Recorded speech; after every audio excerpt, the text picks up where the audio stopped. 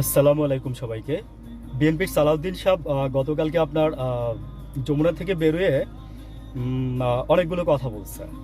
তো ওই কথাগুলো আমরা সবাই জানি। তো ভিতরে উনি 5 মিনিটের একটা বক্তৃতা রাখছে। তো উনি ফার্স্টেই ঢুকে বলছে যে আসলে মানে এই সরকারের যে মানে চীন গিয়ে যে বলছে, আমি সংক্ষিপ্ত করে বলি, চীন গিয়ে যে বলছে যে মানে একটা দল রাজি না, মানে এটাতে বিএনপি খুব কষ্ট পাইছে। বুঝছেন, এটাতে বিএনপি খুবই কষ্ট পাইছে। তো সালাউদ্দিন সাহেব বলছে যে এটাতে আমরা খুব কষ্ট পাইছি। তো আমরা আপনার সমালোচনা করি বা আপনার কাছে আমরা অভিযোগের ভাষ্য নিয়ে কখনো আসি না। তো আমরা আপনার দূর থেকে সমালোচনা করি যেন আপনি রেকটিফিকেশন করতে পারেন বা রেকটিফাই হয়। ঘরের মধ্যে যে শত্রু থাকে কথা বলে, সেই হচ্ছে প্রকৃত বন্ধু। উনি কথাটা বলছে আর কি। আর জুলাইয়ের বিচার কার্যালয় বলছে যে উনি এটা নিয়ে সন্তুষ্ট না, খুব দ্রুত গতি মানে খুব আস্তে ধীরে আগাচ্ছে বিচার কার্যক্রম। তো এটা আরও দ্রুত গতিতে, আসলে আমিও বলবো যে এটা আরও দ্রুত গতিতে আগানো দরকার ছিল। তো এটা হয় নাই এখন পর্যন্ত। তো হচ্ছে আর কি, এতদিনে হাসিনার বিচার কাজে হাত দিচ্ছে। তো সালাউদ্দিন সাহেব এটাই বলতেছিল যে বিচার আমরা এসে করবো বা পরবর্তী প্রক্রিয়াধীন বিচার হবে। কিন্তু সালাউদ্দিন সাহেব, আমি আপনাকে বলি যে এখানে আপনাদের বিচারের উপরে আমরা আস্থা রাখি না। যেখানে আপনাদের দলের মধ্যে আপনারা লোক যে মানে মানে আপনারাও জানেন যে আওয়ামী লীগের লোকজনকে আপনারা টাকা খেয়ে পদ দিচ্ছেন পুরো গাইবান্ধা এলাকাটার মধ্যে।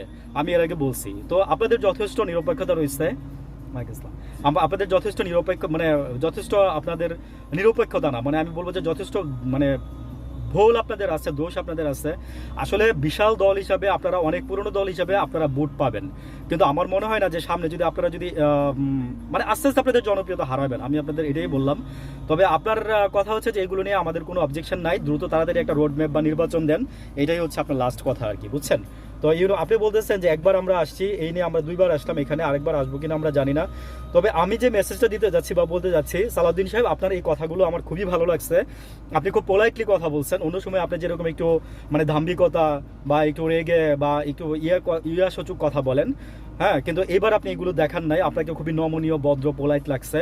So nice. আমি আপনাকে বলবো যে আপনি এইভাবে কথা বলবেন। এইভাবে কথা বললে সাধারণ জনগণ আপনাদেরকে মেনে নেবে, অ্যাকসেপ্ট করবে, ঠিক আছে। তো আই থিঙ্ক সো আপনি আপনারাও বুঝতে পারতেছেন, এবং এই ডিসেম্বর থেকে নির্বাচন যে হবে না সেটা থেকে আপনারা দূরে সরে আসছেন। থ্যাঙ্কস, আমি আপনাকে ধন্যবাদ জানাই। এটাই আর কি, যে আপনারা দেরিতে হইলেও বুঝতে পারছেন। আসসালামু আলাইকুম।